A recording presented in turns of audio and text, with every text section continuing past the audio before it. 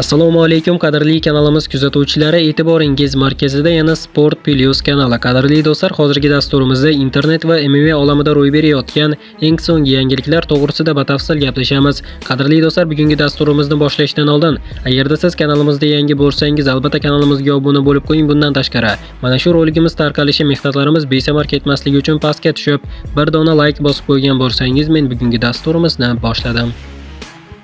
Shahzod Goldning tutingan akasi Abdumalik Yorbo'tayev Shahzod Goldga bildirilayotgan negativ fikrlar to'g'risida fikr bildirdi. Marhamat do'stlar, o'zingiz tomosha qiling. Assalomu alaykum hammaga, yaxshimisizlar? Bir ikkita video ko'rib qoldim. Goldga pul tikuvdim, uyimni sotib tikuvdim, mashinamni sotib tikuvdim, yutqazib qo'ydi. Ajab bo'lib yutqazgan bu sen. Biz sport. Kimdir yutadi, kimdir yutqazadi. Yutqazish yonma-yon yuriydi. Kimlar yutqazmagan? Mike Taysonlar yutqazgan. Gold ukam yana ham kuchli bo'lib qaytadi. Yana ham sizlarga va'da beraman, yana ham kuchli bo'lib qaytadi.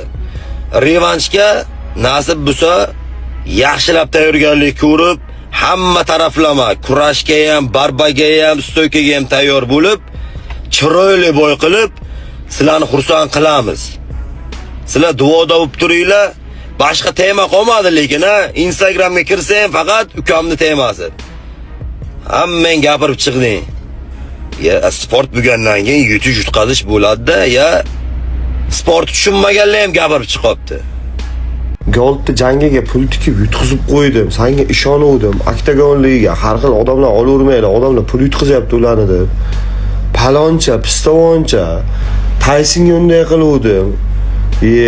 Ha, odamlar sizlar uchun bitta post qo'yaman shekilli.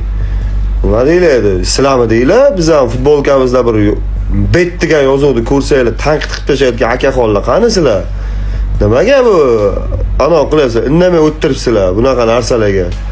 Nimaga munosabat bilmayman. Faqat sportsmenlar gapirsa munosabat bildirasizlar. Qani? Akaxonlar, tanqid qilinglar mana bookmakerga pul tikayotganlarni. Hamma mana hech kim sportsmenlar reklama qilmasa ham tikaygan-ki baribir odamlar. Odamlarimiz shu bizada zo'r narsa, shu aybdorlik qilib qimorga pul tikib yutqizib qo'ysa ham odamlarni aybdor, sportsmenlarni aybdor qilasizlar, qoyili. Yengil vazn toifasi top jangchilaridan biri Conor McGregorning keyingi raqibi bo'lishi kutilayotgan Michael Chandler, Ilya Topuria va Justin Gaethje o'rtasidagi ehtimoliy jang haqida fikr bildirdi. Agar Gaethjening Dustin Poirier, men Tony Ferguson bilan janglarini qayta ko'rsak, ya'ni klassik zarbachasiga qarshi chiqqan janglarda o'xshash harakat uslubida u ancha texnik jang namoyish eta oladi. Shu bilan birga Ilya Topuria shubhasiz butun UFC'dagi eng iste'dodli va eng xavfli jangchi.